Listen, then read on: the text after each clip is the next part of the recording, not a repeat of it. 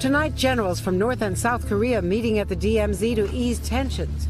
But now stunning intelligence that Kim Jong-un is secretly building new long-range missiles that could reach as far as New York or Washington, coming just days after President Trump was bragging about his success at the Singapore summit.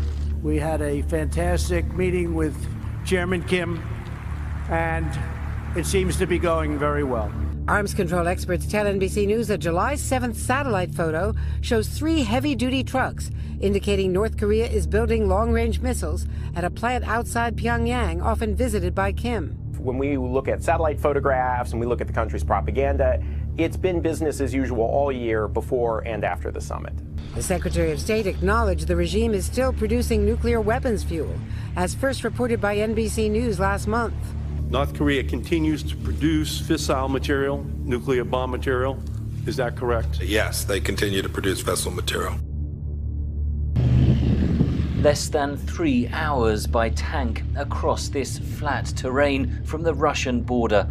NATO troops train for battle with the aim of avoiding war. We are here simply taking our part in NATO, and we are delivering against NATO's core business, which is collective defence. We're here defensively, but we're here to fight and defend should the need arise. It's a scenario that Europe fears could unfold in Estonia and other Baltic states, once part of the Soviet Union, now frontline NATO members. Russia's 2014 annexation of Crimea rattled the alliance, and it's taking no chances. Estonia has welcomed the NATO deployment, officially known as its Enhanced Forward Presence, aimed at deterring Russia from repeating its invasion of Ukraine. 800 British troops make up the bulk of the 1,000-strong battle group. These soldiers are just beginning a new 6-month tour. Here's a threat. You hack into our electrical grid and we'll stick it to you. Okay? I think we're speaking to Russia there. Henry Vaughan has more on how we'll stick it to them. Go. Hi, Stuart. Well, some of these new penalties that the administration is considering would target the individuals behind the attacks, not the entire country. They say that they're not looking at hitting back at another nation's electrical grid, but they are looking at some legal crackdowns, like indictments, tracking down individual hackers and having local authorities arrest them, asset seizure and sanctions. The whole idea is to deter bad actors from meddling with U.S. infrastructure from the start. It was triggered by a sweeping cyber attack from Russia where hackers gained access to the control rooms of U.S. electric utilities, giving them the power to cause blackouts. And now the Department of Homeland Security says the potentially catastrophic attack triggered this new strategy to focus on aggressive deterrence before something worse happens. The DHS is partnering with state, Treasury, and defense to come up with a forward-leaning strategy, but deterrence isn't enough. Utility companies and the National Infrastructure Advisory Council to the president says the threat to America's electrical grid is so serious, the U.S. needs to be prepared for a catastrophic power outage. In a letter to the president, the council writes, cyber capabilities among federal agencies are divided, uncoordinated, and often duplicative, making them insufficient to address sophisticated cyber threats today. The council says a cyber attack on infrastructure puts private companies on the front line, and they think that we need to be prepared if something does happen. Stuart. All right, Hillary, thank you very much indeed. There's a Russian meddling threat that I can understand. Iran has begun major Navy drills in the Strait of Hormuz. U.S. defense officials say dozens of small military boats have been deployed by the Islamic Revolutionary Guard Corps in the beginning stages of these exercises. Officials say the boats were deployed for a, quote, swarming operation meant to shut down the strait should a conflict with the United States break out. These exercises come as tensions between the USA and Iran continue to escalate. A 40-ton Soviet tank throwing its speed and might against the finest of margins. If armies held Olympics, this would be it. 32 countries racing each other so fast that tanks teeter on their edges and crash through a supersized steeplechase. But this is not just a game. The images of tanks tearing down dirt tracks and piling into water project Russia's military power and show how it is ready and trained to use it. Among the competitors are a host of Russia's allies, including Iran and Syria, all honing their skills. Some in aerial bombardment, others ground attack, and troop landings.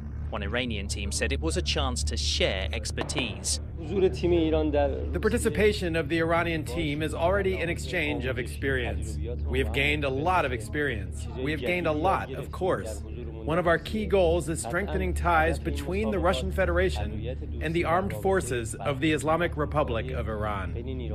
With few NATO countries involved, the games may cause concern among Russia's adversaries, but the Ministry of Defense insists it is nothing more than sport.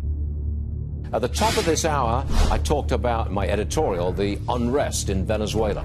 Joining us now is an expert on that subject, Mary Anastasia O'Grady, columnist with the Wall Street Journal.